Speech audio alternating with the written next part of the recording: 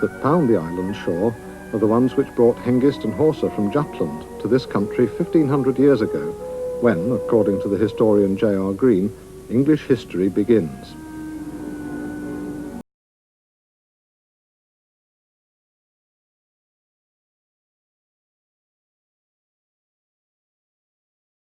That we spent one of the coldest February weeks for decades on the Isle of Thanet. Never once did the temperature break through the freezing barrier, and we learnt all about chill factors.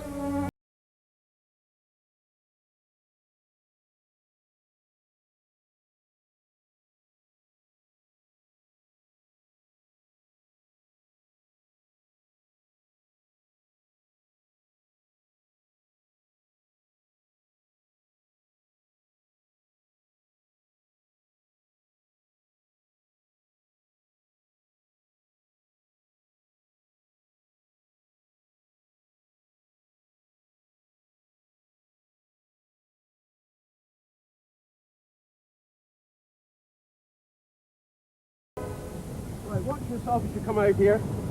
Keeper Jim Bowling, who's been in the service for over 40 years, has to be constantly on the alert.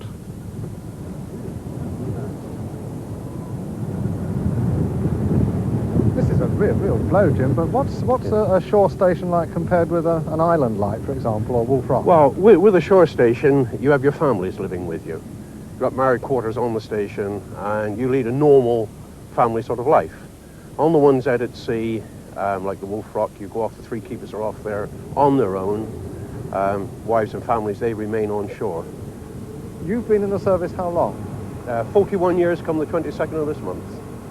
And whereabouts did you start? On the longships down off Land's End. The bottom, if you like, looks a bit more like a telephone exchange than a lighthouse. What's all Yes. the electronics for? Well, I'm afraid the computer is taking over in lighthouses as in all walks of life today. And we are eventually going to control 9 stations from here. The lower half of the tower was built in 1691, and it was a beacon in those days. They burned a fire on top of it. Then it was heightened, and the top piece was put on in 1890. And it was an oil light in those days. It was electrified in 1930.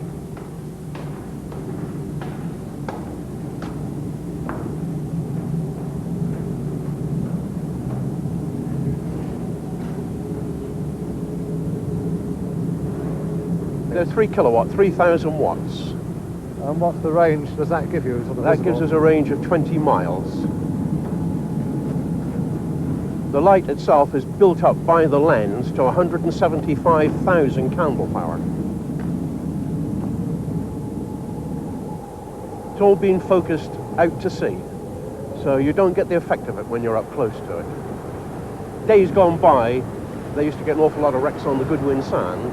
That's what this lighthouse was originally built for, to mark the Goodwin Sands. But then with the advent of the light ships, they put 3 light ships around the sands, and then they raised this one to give it more range.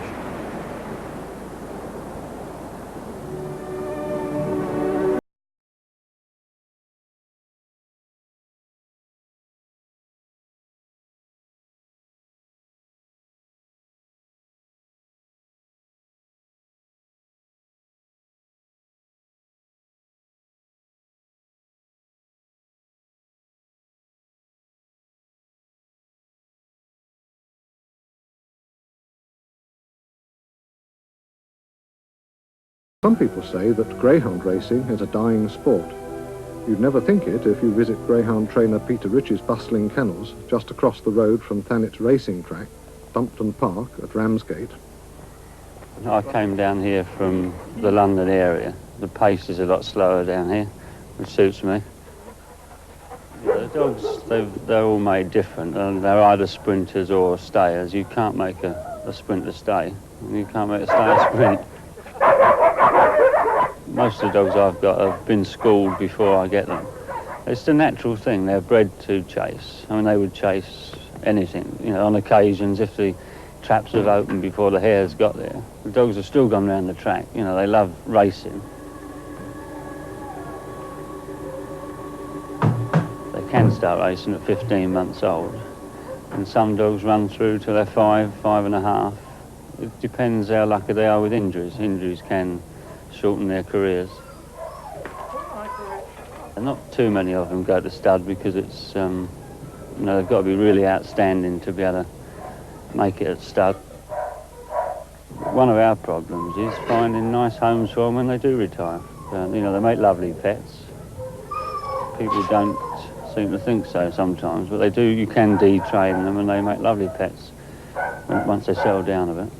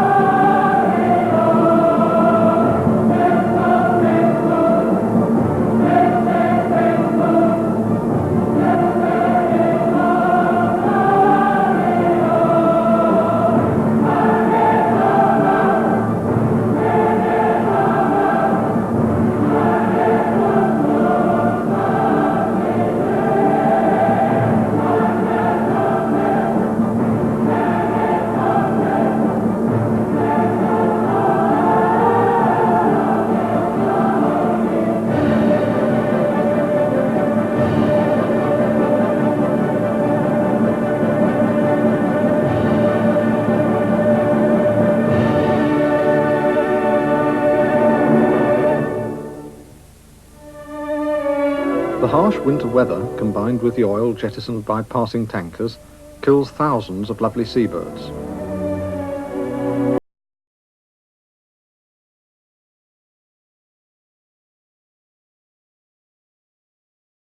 Hundreds have been rescued and saved by Ian Hunter and his dedicated team at the Sandwich Bay Bird Observatory.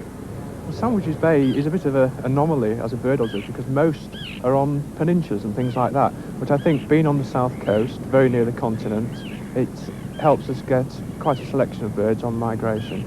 This is a good place for landfall for small migrants, obviously. Also some very good coastal bird watching. What are the sort of things that you're likely to see on the beach here? Well, we're very lucky in having a nice estuary nearby, so you get a very good selection of waders. Just the common stuff, the curlew or the oyster catcher, and last spring we had broad-billed sandpiper just to add a bit of spice to it, really. Real attractions. Yes. How are they going to make out in this weather? Well, they're really suffering.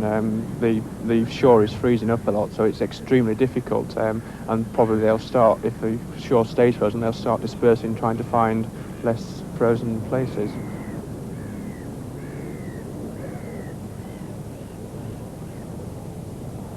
Basically, we catch out in the field around here and we put them in cotton bags. Now this stops damage to the plumage because they're in a darkish container, and so they don't see sharp movements, and it settles them down. So the new starling. 13. Yep. We bring them back here, put an individually numbered ring on them, which has a return address on it, so if anyone finds it in the field, they can then get this information to us via the British Trust for Ornithology. Right, it's a female, it's got a white eye ring. We also age and sex birds using various methods that have been built up over the years and weigh them and measure their wing, just taking information that will help us understand how the population is doing. That's a big one, 138. Okay, we've just got the sniper in there. Oh, that's nice, which we don't get many of those, do we? Move this out of the bag. And that's Bill. Hello.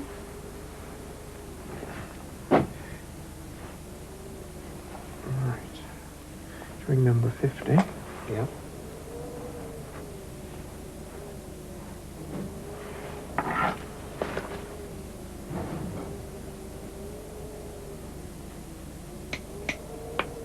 It's a ring pricking on and my finger going rather than the bird's leg. Right. Particularly at this time of year, we keep a very close eye on their weights, how the birds are doing. Obviously, birds do suffer a bit. And also, we have to start thinking about putting more food out, obviously, and also stopping ringing because you don't want to distress the bird at all. Can wait.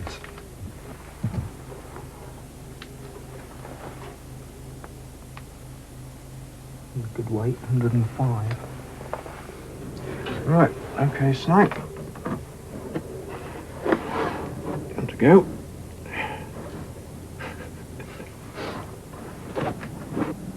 One of the nicest things about bird watching in is that you never really know what's going to happen next. Now, I don't think many people would think that anything quite as glamorous as this existed in Britain. What is it? Well, this is a green woodpecker. It's quite apparent, apart from the red, why it's called a green woodpecker. I understand what's called a pecker. Yes. We've been able to age and sex this bird. We looked at the moustache stripe here, and it's black on this bird as opposed to red, which makes it a female. The male will be red. And we've also aged it on various characteristics on the feathers. Apart from the fact that it's savaging me, it's got fair old claws on it. That, I suppose, is to hang on to tree trunks. Oh, yes. That's why I'm holding it like that as well, so it doesn't sort of grasp hold of me. The other interesting thing is its very stiff tail. The tail feathers here are very stiff, help prop it up if it does want to go up a tree. Well, it's like a shooting stick, as it were. Yes, almost, yes. Look at that gold on its rump, too.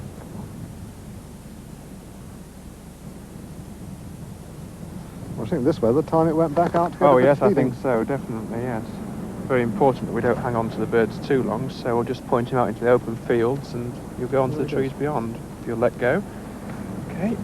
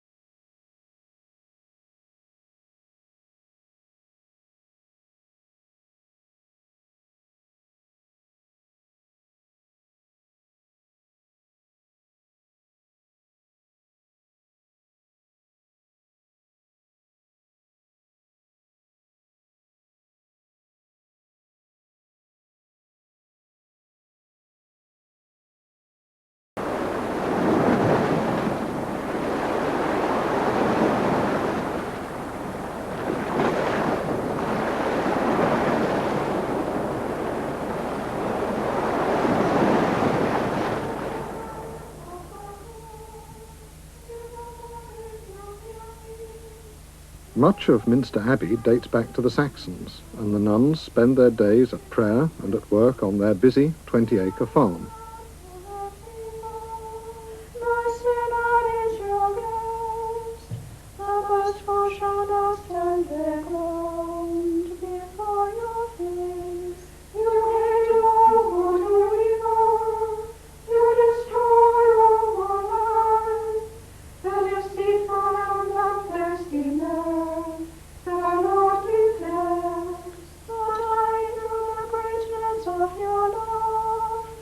Sister Ancilla is one of those responsible for the farm work of the abbey.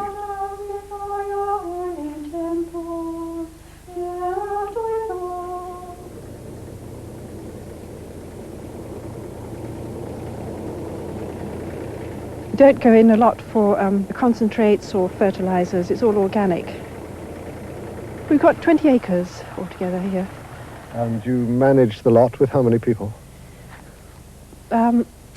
Well, there's comings and goings. There's about 4 of us who do it. We don't do it all day, at intervals. And then we've got a man who helps us 15 hours a week. But And in the summer for haymaking, we have students who come and work for their keep and do haymaking and that sort of thing. Help in the summer work. are you self-sufficient as far as feeding the stock are concerned? More or less. We just buy in brewer's grain for instead of concentrates. It's a very good form of protein.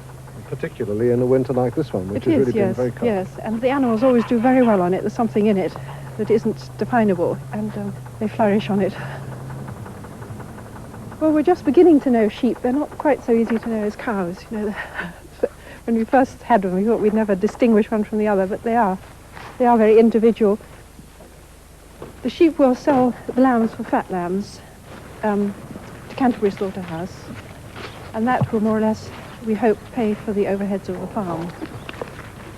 You know, we have to have some income coming in, otherwise we wouldn't be, viable. And the steers also would be sold for slaughter. When they're fully grown, it would be about 14 months. Tell me about last night's arrival. Well, she arrived about 2 o'clock last night. They're very easy calving jerseys. It's one of the highlights, I think, of farming, because you never really know what the calf will be like. Each calf is completely different. And the joy of the cow, when she sees the calf. The mother prioress, Sister Concordia, is a skilled sculptress and has one of her many works in a position of honour in Canterbury Cathedral. Since I was 6, I always wanted to be nothing else but an artist, but we didn't have any money, so I sat for a scholarship and got it when I was 17 for the Edinburgh College of Art. And then on my 19th birthday, it was the tail end of the war, I was called up. So I was in the ATS for 3 years. The war changed people a lot. It changed me a great deal. And I started to look around and heard about this place, so I came down to have a look at it. And just I thought, well, if I'm going to be a nun anywhere, it's going to be here. And it was. Well, it's reckoned to be one of the oldest lived-in houses in England, and part of it, where that little Norman chapel was, goes back to 1027, about 40 years before the conquest. But the very first monastery was under the lawn. The foundations are there from 670. It was built by the granddaughter of King Ethelbert, the first Christian king of Kent. Her brothers were murdered, and she got a tract of land in Thanet, they called it the Weregeld. It was the blood money for her brother. And she built this monastery. Thanet was an island then.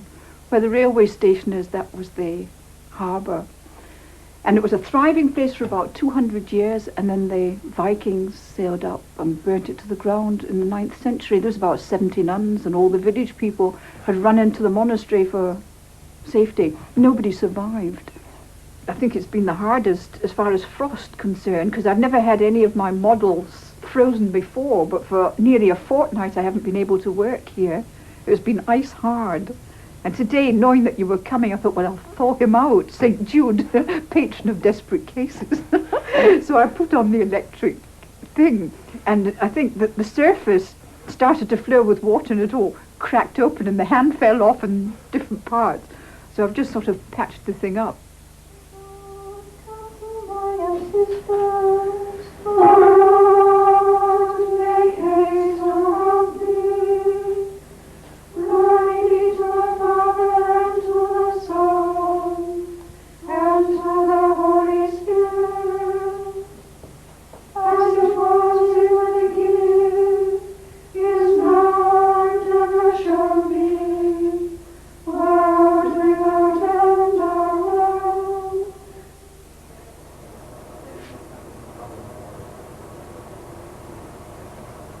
Bread from the Oak Bakery at St Nicholas at Wade made the Guinness Book of Records when the baker, Ken Lambert, together with farming brothers Richard and Martin Tapp from St Nicholas Mill in the village, managed to produce a finished loaf from standing corn in just 52 minutes. The farming land, it offers a wide range of vegetable cropping land. The cold wind you get off the sea at the moment, this lets us run early unseasonal crops to some extent. The early potatoes, we get a nice drying cold wind in the early spring, and we get the potatoes in and they don't get frosted hopefully, and we get a nice early crop around about the end of May. The food with fibre side of things has been a little bit of a boost to us, certainly, in milling operation. Today, the Tapp brothers are milling up to 10 tons of stone ground whole wheat flour every week.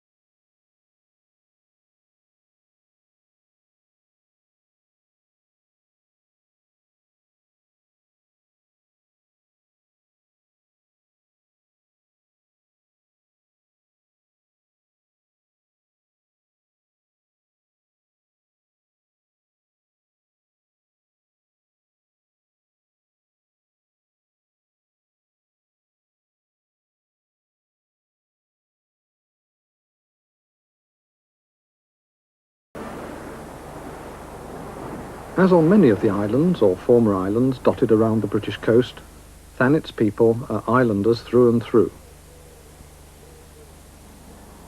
In spite of busy roads, some awful architecture, Manston Airport and seaside caravans, there's still a wealth of history to savour and enjoy.